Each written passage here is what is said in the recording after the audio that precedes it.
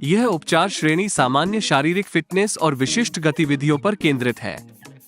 ये गठियाग्रस्त जोड़ों के आसपास की मांसपेशियों को मजबूत करते हैं और चोट को रोकने के लिए प्रभावित जोड़ों को पर्याप्त रूप से समर्थन देते हुए जोड़ों की गतिशीलता बढ़ाते हैं। सहायक तकनीकों में भौतिक चिकित्सा और व्यायाम, भूमि और जल आधारित दोनों शामिल हैं।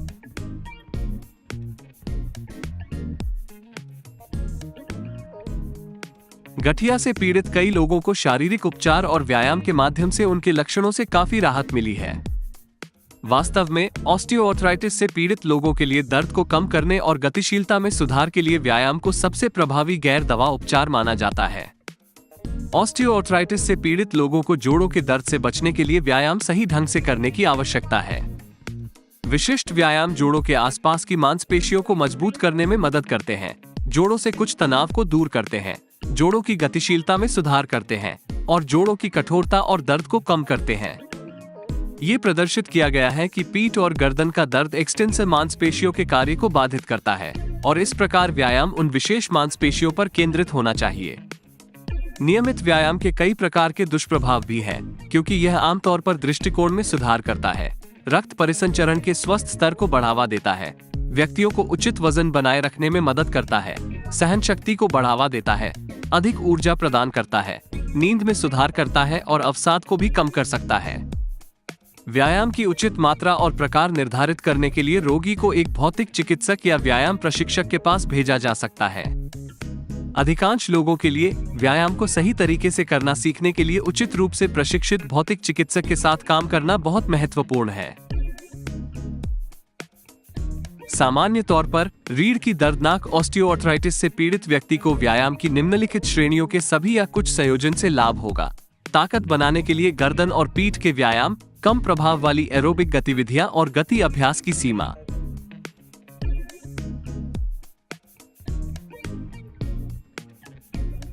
ये व्यायाम रीढ़ की हड्डी को मजबूत और सुडौल बनाए रखने में मदद कर सकते हैं।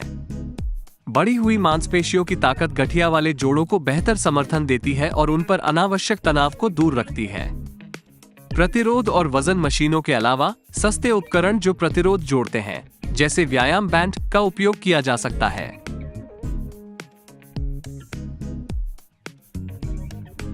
ये गतिविधियां फेफड़ों और परिसंचरण तंत्र को आकार में रखती हैं, साथ ही वजन को नियंत्रित करने में भी मदद करती हैं। लोकप्रिय गतिविधियां जो रीढ़ पर अनावश्यक तनाव नहीं डालती हैं, उनमें चलना, स्थिर साइकिल चलाना और पानी में व्यायाम करना शामिल है।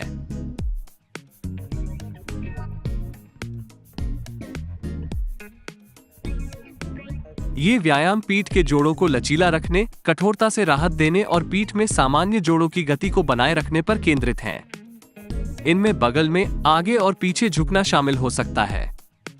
मोशन सेगमेंट में दर्द होने पर मरीजों को व्यायाम करने के बारे में दिशा निर्देश अवश्य मांगने चाहिए। जब मरीज दर्द में होते हैं तो उन्हें व्यायाम सहन करने में मदद करने के लिए विशिष्ट दर्द निवारक तकनीकों का उपयोग करना आवश्यक हो सकता है। उदाहरण के लिए, व्यायाम करने से 1 घंटे पहले ली जाने वाली दर्द निवारक दवाएं, जैसे एनाल्जेसिक या सूजन रोधी, मदद कर सकती हैं। व्यायाम से पहले लोकल हीट लगाने और व्यायाम के बाद कोल्ड पैक लगाने से व्यायाम करना आसान हो जाता है और दर्द और सूजन से राहत मिलती है।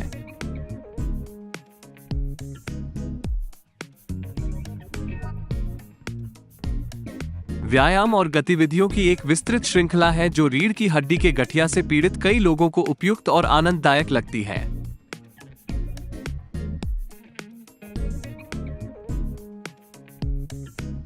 तैराकी ऑस्टियोआर्थराइटिस के रोगियों के लिए बहुत उपयुक्त है, क्योंकि यह रोगियों को जोड़ों पर न्यूनतम प्रभाव तनाव और अक्सर कम दर्द के साथ व्यायाम करने की अनुमति देता है।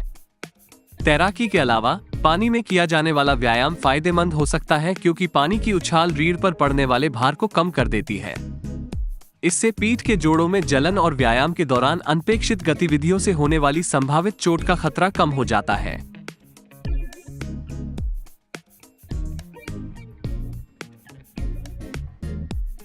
मांसपेशियों को मजबूत करने और इस प्रकार थकान से बचने के लिए प्रतिरोध व्यायाम करना आवश्यक है।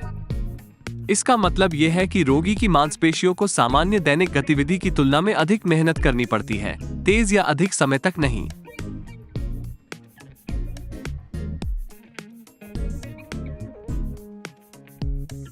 ऑस्टियोआर्थराइटिस से पीड़ित कई लोगों को लगता है कि व्यायाम कार्यक्रम में गोल्फ का एक दौर भी शामिल हो सकता है।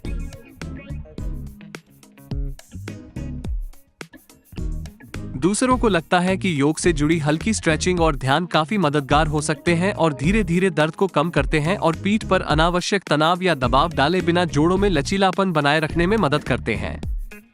मरीजों को जल्द चिकित्सा, योग या कोई अन्य व्यायाम कार्यक्रम शुरू करने से पहले अपने डॉक्टरों से परामर्श लेना चाहिए और उचित रूप से प्रशिक्षित पेशेवरों द्वारा आयोजित कार्यक्रमों में भाग लेना चाहिए।